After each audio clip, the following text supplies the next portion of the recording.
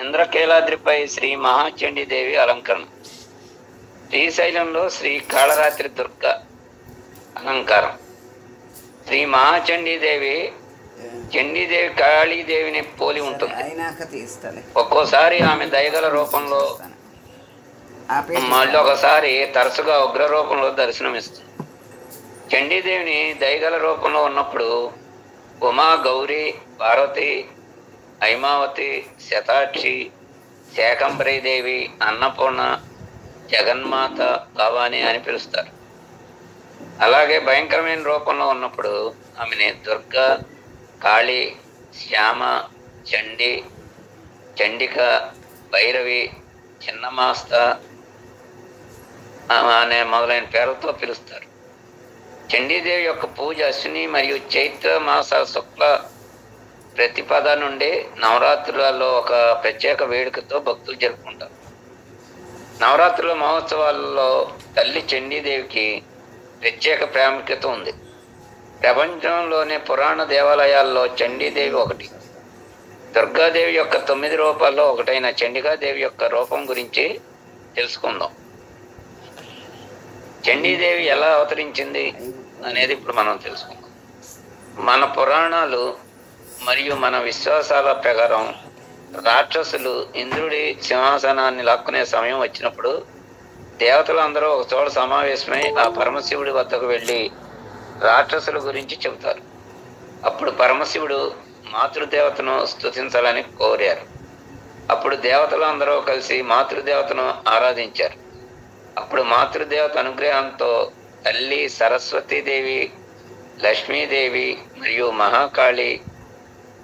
మహాకాళీదేవి చండీ రూపాన్ని ధరించి రాక్షసుల్ని సంహరిస్తారు.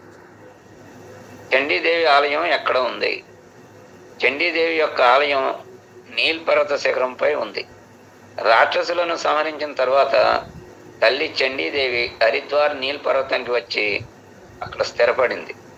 హరిద్వార్లో ఉన్నటువంటి మా చండీదేవి ఆలయం చాలా ప్రత్యేకమైనది. ఈ దేవాలయం ప్రసిద్ధ శక్తిపీఠాల్లో ఒకటి. ఈ ఆలయ విగ్రహాన్ని 8వ శతాబ్దంలో గొప్ప సన్యాసి అయిన ఆది శంకరాచార్య రూపొందించారని అక్కడ ప్రజలు నమ్ముతారు. చండీదేవిని ఇక్కడ ప్రజలు 2 రూపాల్లో పూజిస్తారు. నవరాత్రులలో అష్టమి మరియు నవమి నాడు చండీదేవి అమ్మవారికి ప్రత్యేక పూజలు జరుగుతాయి.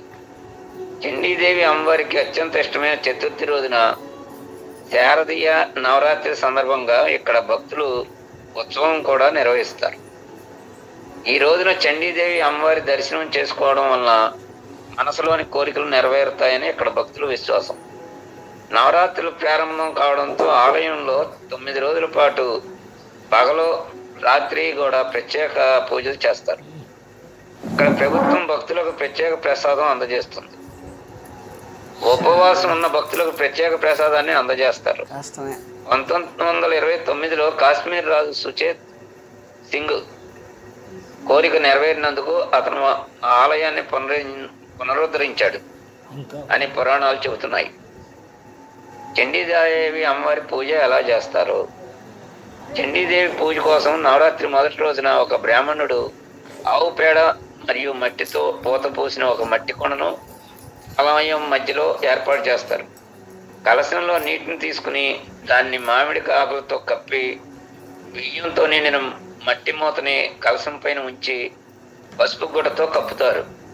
అదే కలశంలో బ్రాహ్మణ మంత్రాలు చదివిన తర్వాత ఒకరు కుండల నుండి నీటిని చిలకరించి అదే కలశంలో అమ్మవారిని ఆవాహన చేస్తారు.